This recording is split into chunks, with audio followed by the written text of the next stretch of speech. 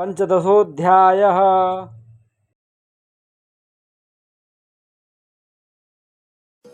श्रीभगवानुवाच ऊर्ध्वमूलमधः शाखमस्वत्थं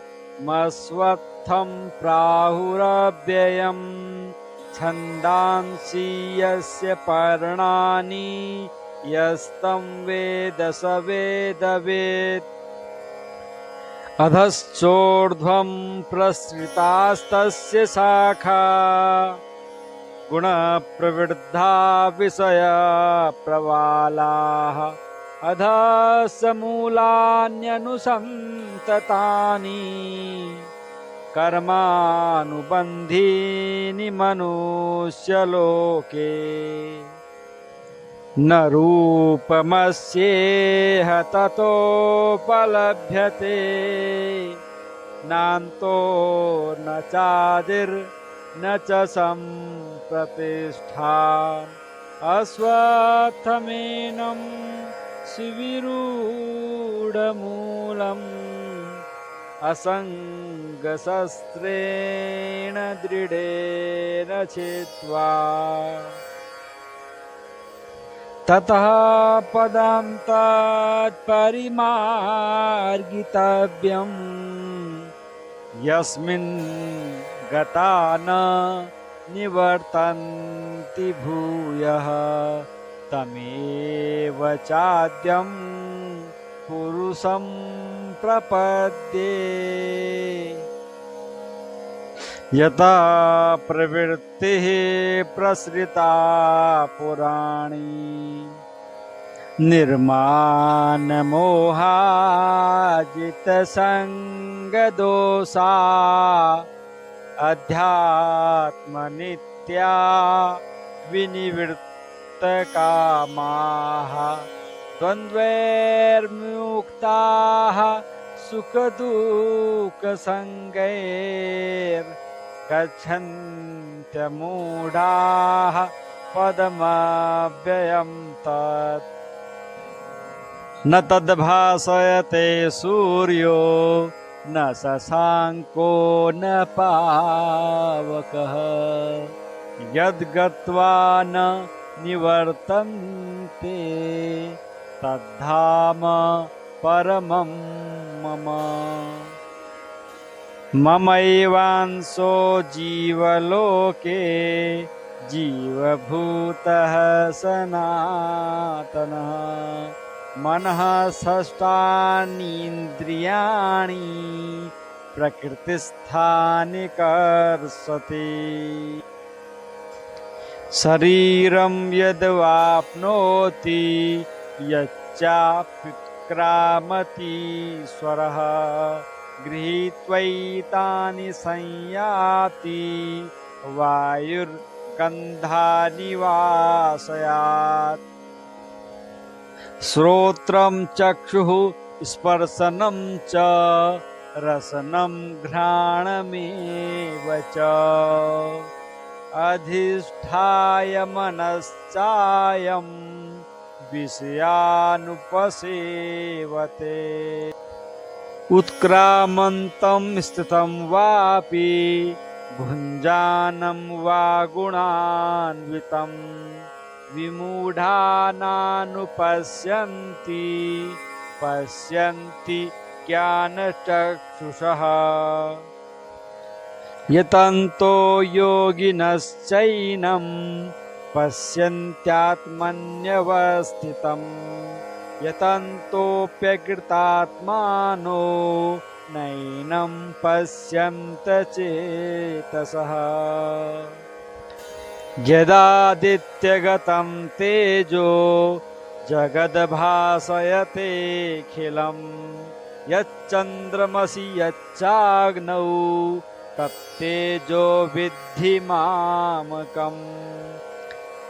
गामाविश्य च भूतानि धारयाम्यहमोजसा पुष्णामि चौषधी सर्वाः सोमो भूत्वा रसात्मकः।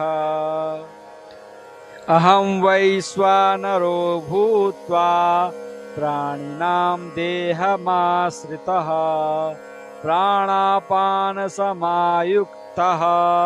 पचाम्यन्नं चतुर्विधम् सर्वस्य चाहं हृदि सन्निविष्टो मत्तः स्मृतिर्ज्ञानमपोहनं च वेदैश्च सर्वैरहमेव वेद्यो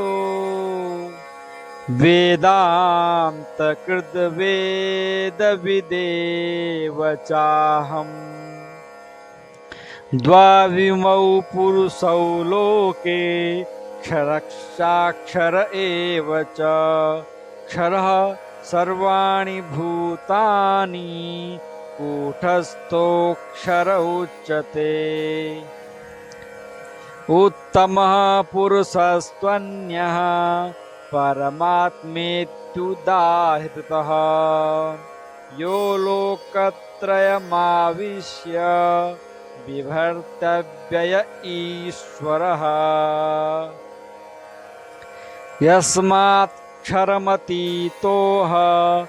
यस्मात्क्षरमतीतोऽहमक्षरादपि चोत्तमः अतोऽस्मि लोके वेदे च प्रथितः पुरुषोत्तमः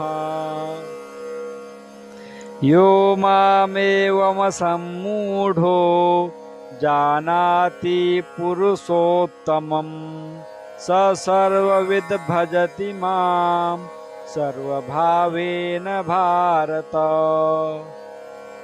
इति गुह्यतमं शास्त्रमिदमुक्तं मया नघ एतद् बुद्ध्वा बुद्धिमानः स्यात् कृतकृत्यस्य भारत श्रीभगवानुवाच ऊर्ध्वमूलमधः शाखमस्वत्थं प्राहुरव्ययम् छन्दांसि यस्य पर्णानि यस्तं वेद स वेदवेत् अधश्चोर्ध्वं प्रसृतास्तस्य शाखा गुणप्रवृद्धा विषयप्रवालाः अधश्च मूलान्यनुसन्ततानि कर्मानुबन्धीनि मनुष्यलोके न रूपमस्येह ततोपलभ्यते नान्तो न चादिर्न च सम्प्रतिष्ठा अश्वत्थमेनं शिविरूढमूलम् असङ्गशस्त्रेण दृढेन छित्त्वा ततः पदं तत्परिमार्गितव्यम् यस्मिन् गता न निवर्तन्ति भूयः तमेव चाद्यं पुरुषं प्रपद्ये यथा प्रवृत्तिः प्रसृता पुराणी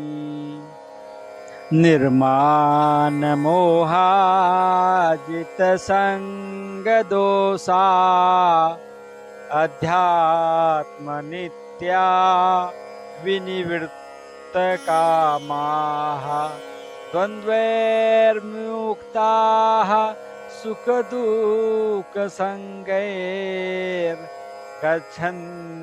सुखदुःखसङ्गैर्गच्छन्त्यमूढाः पदमव्ययं तत् न तद्भासयते सूर्यो न शशाङ्को न पावकः यद्गत्वा न निवर्तन्ते तद्धाम परमं मम ममैवांशो जीवलोके जीवभूतः सनातनः मनः षष्ठानीन्द्रियाणि प्रकृतिस्थानि कर्षति शरीरं यद्वाप्नोति यच्चाप्युत्क्रामतीश्वरः गृहीत्वैतानि संयाति वायुर्गन्धानि वाशयात् श्रोत्रं चक्षुः स्पर्शनं च रसनं घ्राणमेव च अधिष्ठाय मनश्चायं विषयानुपसेवते उत्क्रामन्तं स्थितं वापि भुञ्जानं वा गुणान्वितं विमूढानानुपश्यन्ति पश्यन्ति ज्ञानचक्षुषः यतन्तो योगिनश्चैनं पश्यन्त्यात्मन्यवस्थितं यतन्तोऽप्यकृतात्मानो नैनं पश्यन्त चेतसः यदादित्यगतं तेजो जगद्भासयतेऽखिलं यच्चन्द्रमसि यच्चाग्नौ तत्तेजो विद्धि मामकम् गामाविश्य च भूतानि धारयाम्यहमोजसा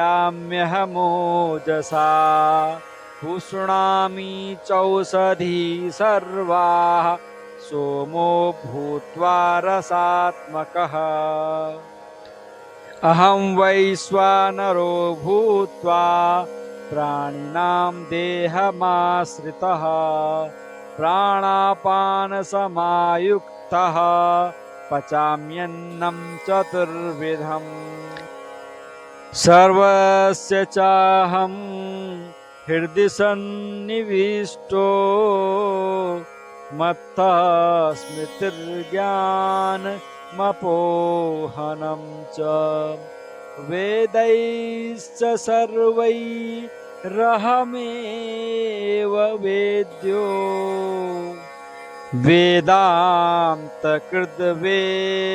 वेदान्तकृद्वेदविदेव चाहम् द्वाविमौ पुरुषौ लोके क्षरक्षाक्षर एव च क्षरः सर्वाणि भूतानि कूटस्थोऽक्षर उच्यते उत्तमः पुरुषस्त्वन्यः परमात्मेत्युदाहृतः यो लोकत्रयमाविश्य बिभर्त्यव्यय ईश्वरः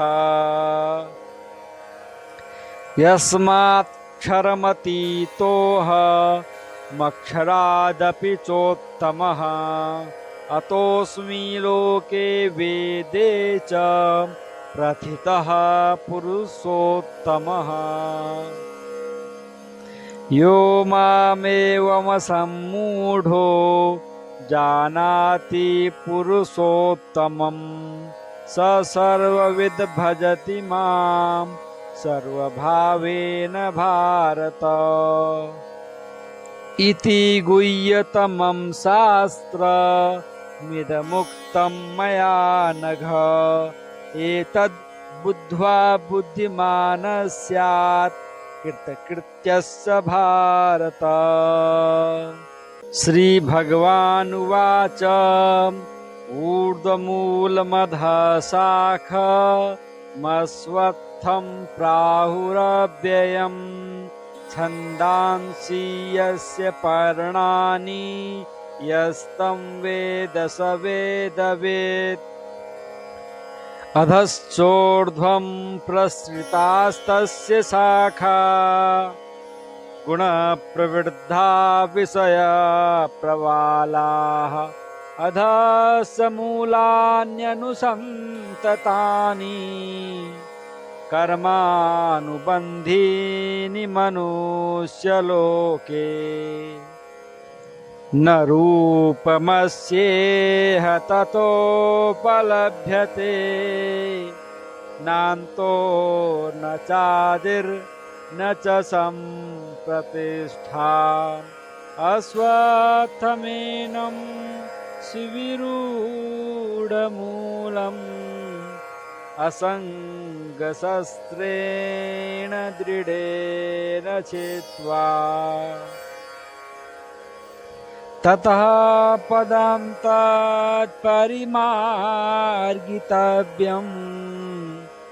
यस्मिन् गता न निवर्तन्ति भूयः तमेव चाद्यं पुरुषं प्रपद्ये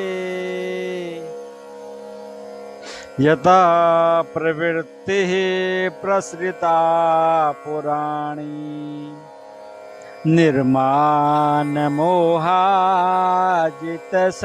निर्मानमोहाजितसङ्गदोषा अध्यात्मनित्या विनिवृत्तकामाः द्वन्द्वैर्मुक्ताः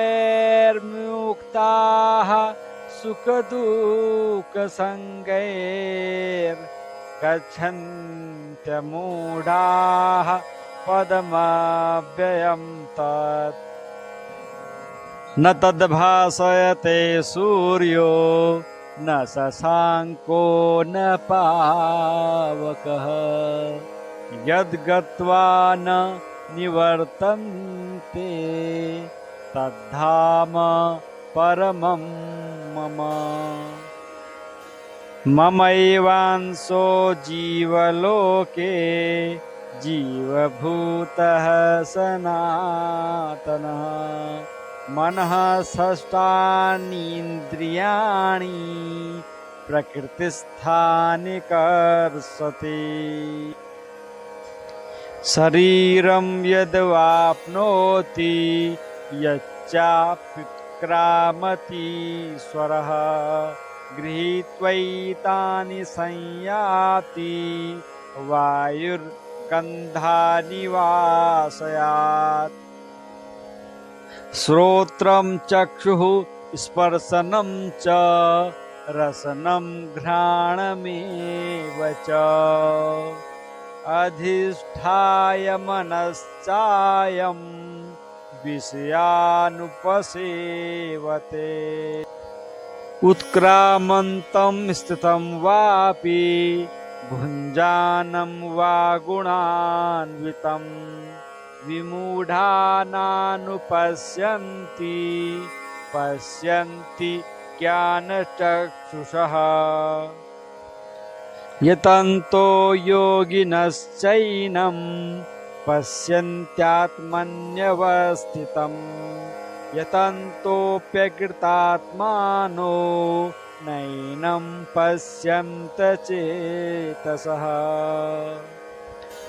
यदादित्यगतं तेजो जगद्भासयतेऽखिलं यच्चन्द्रमसि यच्चाग्नौ तत्तेजो विद्धि मामकम् गामाविश्य च भूतानि धारयाम्यहमोजसा पुष्णामि चौषधी सर्वाः सोमो भूत्वा रसात्मकः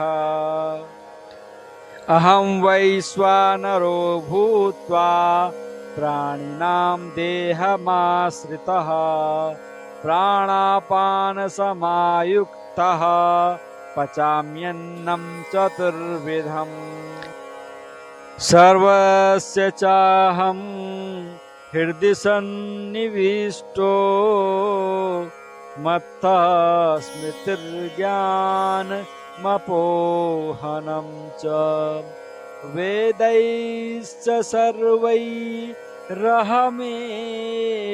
वेद्यो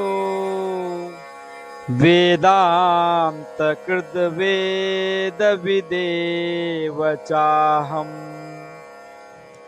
द्वाविमौ पुरुषौ लोके क्षरक्षाक्षर एव च क्षरः सर्वाणि भूतानि कूटस्थोऽक्षर उच्यते। उत्तमः पुरुषस्त्वन्यः परमात्मेत्युदाहृतः यो लोकत्रयमाविश्य बिभर्त्यव्यय ईश्वरः। यस्मात्क्षरमतीतोऽहमक्षरादपि चोत्तमः अतोऽस्मि लोके वेदे च प्रथितः पुरुषोत्तमः। यो मामेवमसम्मूढो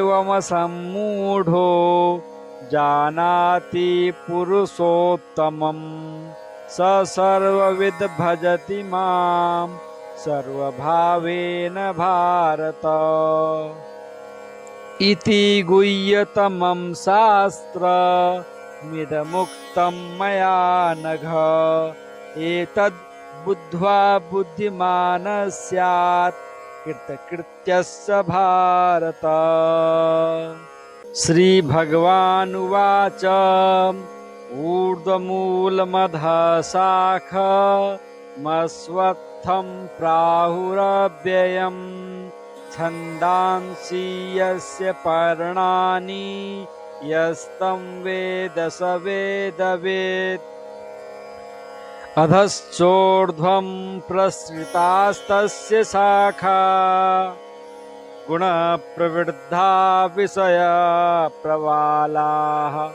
अधश्च मूलान्यनुसन्ततानि कर्मानुबन्धीनि मनुष्यलोके।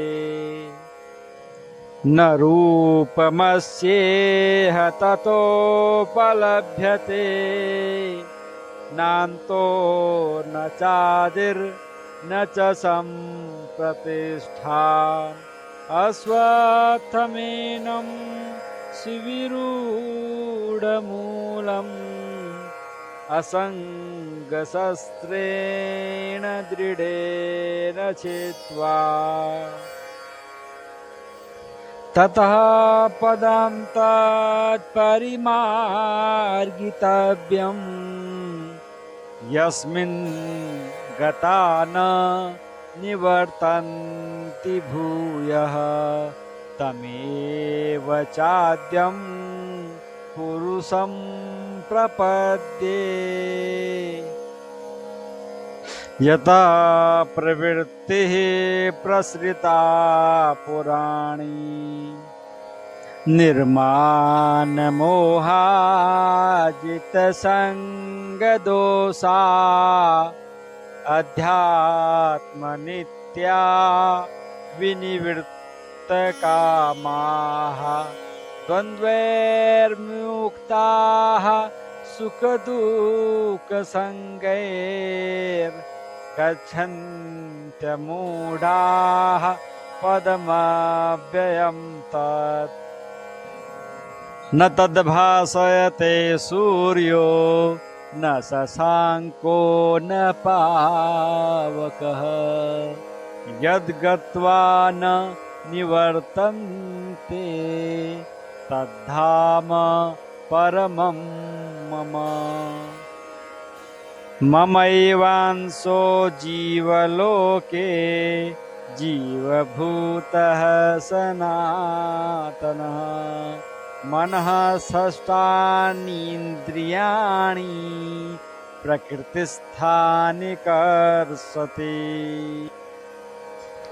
शरीरं यद्वाप्नोति यच्चाप्युत्क्रामतीश्वरः गृहीत्वैतानि संयाति वायुर्गन्धानि वाशयात्।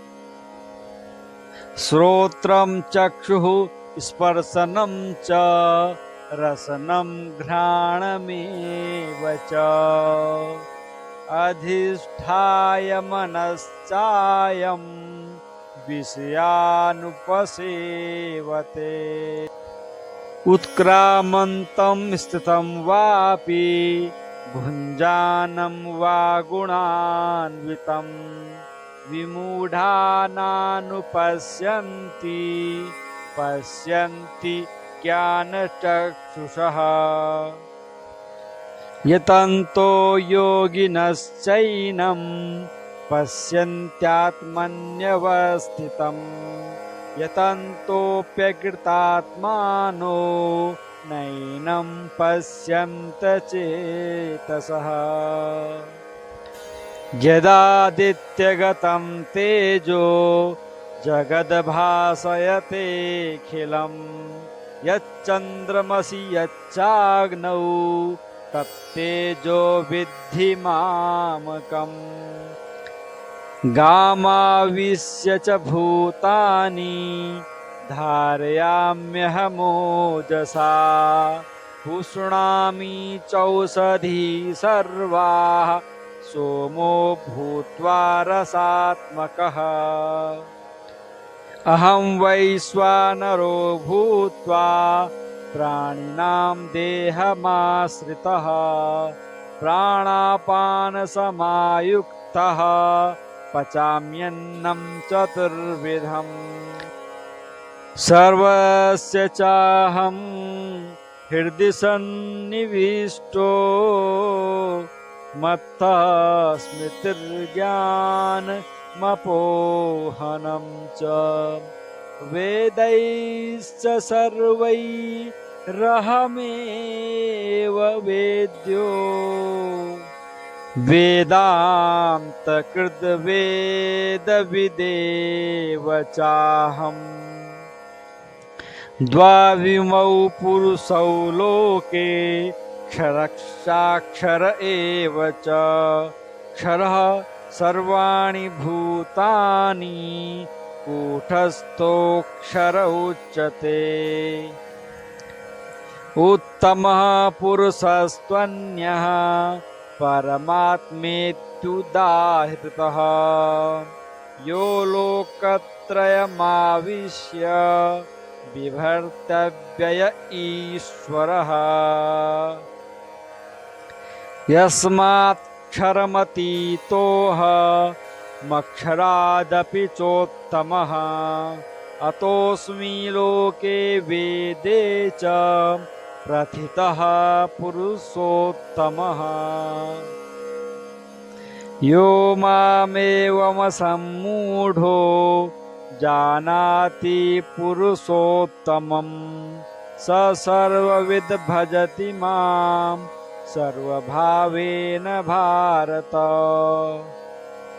इति गुह्यतमं शास्त्रमिदमुक्तं मया नघ एतद् बुद्ध्वा बुद्धिमानः स्यात् कृतकृत्यस्य भारत श्रीभगवानुवाच ऊर्ध्वमूलमधः शाखमस्वत्थं प्राहुरव्ययम् छन्दांसि यस्य पर्णानि यस्तं वेद स वेदवेत् अधश्चोर्ध्वं प्रसृतास्तस्य शाखा गुणप्रवृद्धा विषयप्रवालाः अधः मूलान्यनुसन्ततानि कर्मानुबन्धीनि मनुष्यलोके न रूपमस्येह ततोपलभ्यते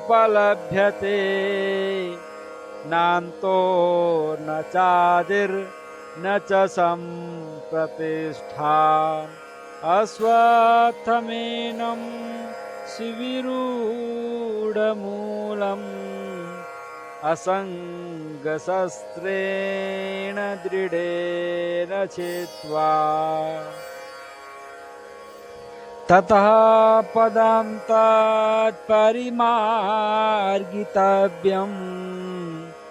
यस्मिन् गता न निवर्तन्ति भूयः तमेव चाद्यं पुरुषं प्रपद्ये